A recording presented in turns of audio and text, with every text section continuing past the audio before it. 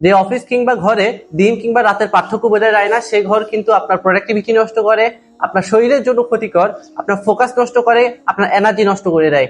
সহজ ভাষায় বলি, আমাদের শরীর কিন্তু প্রকৃতির বা সূর্যের আলোর উপর খুব বেশি নির্ভরশীল, এবং সেটার উপর একটা রুটিন মেনে চলে, যেটাকে হচ্ছে সার্কাজিয়ান রিদম বলে বৈজ্ঞানিক ভাষায়। সহজ ভাষায় যদি ব্যাখ্যা করি, আমাদেরকে তৈরি করা হয়েছে এভাবে যে আমরা দিনে কাজ করব এবং রাতটা আমাদের জন্য বিশ্রামের জন্য।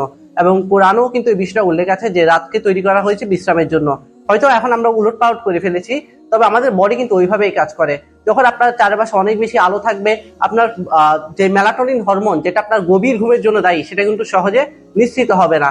আর আপনার আশেপাশে যখন অন্ধকার থাকবে, কোনো সাউন্ড থাকবে না, একেবারে চুপচাপ শুনশান নীরবতা বা অন্ধকার, তখন কিন্তু আপনার মেলাটোনিন হরমোন নিশ্চিত হবে, যেটা আপনার গভীর ঘুম আনবে। এই বিষয়টা এই জন্য বললাম, যখন যে অফিসে বসে আপনি সূর্যের আলো পাবেন না, অর্থাৎ প্রকৃতির যে আলো সেটা আপনি দেখতে পারবেন না, সেটা যদি না দেখতে পারেন, আপনি দিন আর রাতের পার্থক্য করতে পারবেন না। আর আমাদের বডি কিন্তু সেই সূর্যের আলো দেখেই কিন্তু আমাদের বডিটাকে নিয়ন্ত্রণ করে।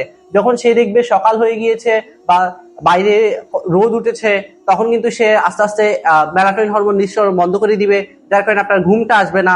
দ্বিতীয়ত, সে হচ্ছে যে আমাদের এমন সব হরমোন নিশ্চিত করবে যা আমাদেরকে এনার্জেটিক বা রিফ্রেশিং ফিল করায়, আপনি কাজ করার জন্য উপযুক্ত।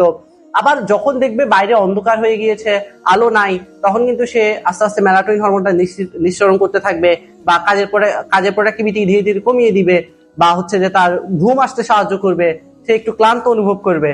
এখন যে অফিসে কিংবা যে ঘরে কখনো সূর্যের আলোই প্রবেশ করে না, আপনার বডি কিন্তু কনফিউজ হয়ে যাবে, কারণ দিনের পর দিন সে দেখতেছে কৃত্রিম আলো, সে সূর্যের আলো দেখা পাচ্ছে না। মানে দিনের পর দিন বলতে আমি বুঝাচ্ছি বড় একটা সময়, ধরেন আপনি সকাল 7টা বা 8টাতে অফিসে ঢুকলেন, আর বের হলেন সন্ধ্যা 6টা 7টায়, যখন হচ্ছে সূর্য অলরেডি নেই। আপনি কিন্তু সারাদিনে সূর্যের আলোর সংস্পর্শে আসলেন না। ভিটামিন ডি এর অভাব তো হয়, সেটা ভিন্ন কথা। আজকে টপিকে যেটা বলতে চাচ্ছি, আপনার বডি, আপনার শরীর ভারসাম্য হারিয়ে ফেলে, কারণ সে দিন আর রাতে পার্থক্য বুঝতে পারে না। সে বুঝতে পারে না এখন কি আপনাকে প্রোডাক্টিভ রাখবে, আপনাকে কি এনার্জেটিক রাখবে, নাকি আপনাকে এখন বিশ্রাম দিবে। যার কারণে দেখা যায় যে আমরা যারা এই ধরনের কর্পোরেট অফিসগুলোতে চাকরি করি, যেগুলোতে সবসময় হচ্ছে যে আলো বাতাস কখনোই প্রবেশ করে না, বা এমন ঘরে থাকি যেখানে কখনো সূর্যের আলো প্রবেশ করে না, সবসময় কৃত্রিম আলো, লাইট বা আমরা এই ধরনের আলোগুলো ইউজ করি, তখন দেখবেন যে সেখানে তাদের প্রায় সময় হচ্ছে মাইগ্রেন থাকে বা মাথা ব্যথা ওঠে। মাথা ব্যথাটা উঠে কেন? কারণ তাদের ঘুমের কোয়ালিটিটা ভালো হয় না, বা তারা হচ্ছে যে এনার্জেটিক ফিল পায় না, সবসময় একটু মন মরা বা ফোকাস ধরে রাখতে পারে না সহজে, অল্প কিছুক্ষণ পরে ফোকাস হারিয়ে যায়।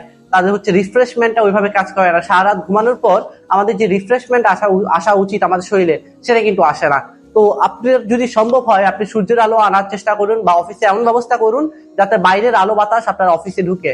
আর সেটাও যদি সম্ভব না হয়, তাইলে অন্তত আপনি তো বলবেন যে ভাই অফিস তো আমার না, আমি তো চাকরি করি, তাহলে আপনি অন্তত লাঞ্চের সময় যখন খেতে যাচ্ছেন, তখন তো 15-20 মিনিট আপনি সূর্যের আলো থেকে আসেন, অন্তত সূর্যের আলোটা লাগিয়ে আসেন শরীরে। তাও অন্তত আপনি বুঝতে পারবেন যে আপনার বডিকে বোঝাতে পারবেন যে না, এখন রাত না, এখন দিন, এখন আমার কাজের সময়। একইভাবে আপনি হচ্ছে যে ঘুমানোর 1 থেকে 1 ঘন্টা আগে সকল প্রকার স্ক্রিন থেকে দূরে থাকা উচিত, কারণ তখন হচ্ছে যে আপনি আলো থেকে দূরে থাকবেন, যার কারণে আপনার ব্রেইন বুঝবে যে এখন রাত। বা এছাড়া হচ্ছে যে ঘুমানোর সময় অনেকে দেখা যায় বিভিন্ন রকম লাইট ইউজ করে, সেই লাইট গুলো অফ করে দেওয়া উচিত। ঘুমানোর পরিবেশ হবে একেবারেই অন্ধকার। অন্ধকার হলে আপনার মেলাটোনিন হরমোন নিশ্চিত হবে, যে আপনার গভীর ঘুম নেবে, আর গভীর ঘুম হলে আপনি আবার ঘুম থেকে উঠে রিফ্রেশিং ফিল করবেন। আশা করি বিষয়টা সম্পূর্ণ ক্লিয়ার। যন্ত্রণার গল্প শেষ হোক এখনই।